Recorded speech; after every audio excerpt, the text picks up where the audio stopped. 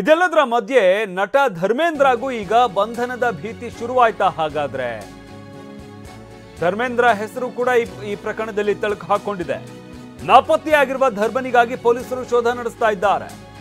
ಮಾಜಿ ಸಂಸದ ಡಿಕೆ ಸುರೇಶ್ ರೀತಿಯಲ್ಲಿ ಮಾತನಾಡಿದ್ದ ಧರ್ಮ, ನೋಟಿಸ್ ಕೊಡೋದಕ್ಕೆ ಪೊಲೀಸರಿಗೆ ಸಿಗ್ತಾ ಇಲ್ವಂತೆ. ಧರ್ಮ ನೋಟಿಸ್ ಕೊಡೋದಕ್ಕೆ ಅಂತ ಪೊಲೀಸರು ಹೋಗಿರ್ತಾರೆ, ಆದ್ರೆ ಈ ಸಂದರ್ಭದಲ್ಲಿ ಧರ್ಮ ಸಿಕ್ಕಿಲ್ಲ. ಧರ್ಮನಿಗಾಗಿ ಚಂದ್ರ ಲೇಔಟ್ ಪೊಲೀಸರು ಹುಡುಕಾಟವನ್ನು ನಡೆಸ್ತಾ ಇದ್ದಾರೆ. ನಟ ಧರ್ಮೇಂದ್ರಗೂ ಈ ಒಂದು ಪ್ರಕರಣದಲ್ಲಿ ಈಗ ಬಂಧನದ ಭೀತಿ ಶುರುವಾಯ್ತಾ? ಹಾಗಾದ್ರೆ ಸದ್ಯಕ್ಕೆ ನಾಪತ್ತೆಯಾಗಿದ್ದಾರೆ ಧರ್ಮನಿಗಾಗಿ ಪೊಲೀಸರು ಶೋಧ ನಡೆಸ್ತಾ ಇದ್ದಾರೆ. ಮಾಜಿ ಸಂಸದ ಡಿಕೆ ಸುರೇಶ್ ರೀತಿಯಲ್ಲಿ ಅವರ ಧ್ವನಿಯಲ್ಲಿ ಮಾತನಾಡಿದಂತಹ ಧರ್ಮ, ಅವರ ಧ್ವನಿಯಲ್ಲಿ ಮಾತನಾಡಿ ಬೆದರಿಕೆ ಹಾಕುವಂತ ಕೆಲಸವನ್ನ ಮಾಡಿರ್ತಾರೆ. ಈ ವಿಚಾರಕ್ಕೆ ಸಂಬಂಧಪಟ್ಟಂತೆ ಈ ನೋಟಿಸ್ ಕೊಡೋದಕ್ಕೆ ಪೊಲೀಸರು ಹೋಗಿರ್ತಾರೆ, ಆದರೆ ಪೊಲೀಸರಿಗೆ ಧರ್ಮ ಸಿಕ್ಕಿಲ್ವಂತೆ. ಸದ್ಯಕ್ಕೆ ಧರ್ಮ ನಾಪತ್ತೆಯಾಗಿದ್ದಾರೆ. ಅವ್ರಿಗಾಗಿ ಹುಡುಕಾಟವನ್ನ ನಡೆಸಲಾಗ್ತಾ ಇದೆ.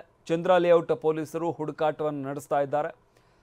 ಡಿಕೆ ಸುರೇಶ್ ಅವರ ರೀತಿಯಲ್ಲಿ, ಅವರ ಧ್ವನಿಯಲ್ಲಿ ಮಾತನಾಡಿ ಬೆದರಿಕೆ ಹಾಕಿರುವಂಥ ಆರೋಪ ಧರ್ಮನ ವಿರುದ್ಧ ಇರುವಂಥದ್ದು. ಇದರ ಜೊತೆಗೆ ಈ ಒಂದು ಪ್ರಕರಣದಲ್ಲಿ ಅವರ ಪಾತ್ರ ಎಷ್ಟರ ಮಟ್ಟಿಗಿದೆ ಇದೆಲ್ಲದರ ಬಗ್ಗೆ ತನಿಖೆ ಆಗಬೇಕಾಗಿದೆ. ಪೊಲೀಸರು ತನಿಖೆಯನ್ನು ಮಾಡ್ತಾರೆ. ಆ ಕಾರಣದಿಂದಾಗಿ ನೋಟಿಸ್ ಕೊಡೋದಕ್ಕೆ ಹೋಗಿದ್ರು ಧರ್ಮನಿಗೆ, ಆದರೆ ಅವರು ಈಗ ನಾಪತ್ತೆಯಾಗಿದ್ದಾರೆ ಅಂತ ಹೇಳಲಾಗ್ತಾ ಇರುವಂಥದ್ದು. ಎಲ್ಲಿದ್ದಾರೆ ಅನ್ನೋದು ಗೊತ್ತಿಲ್ಲ.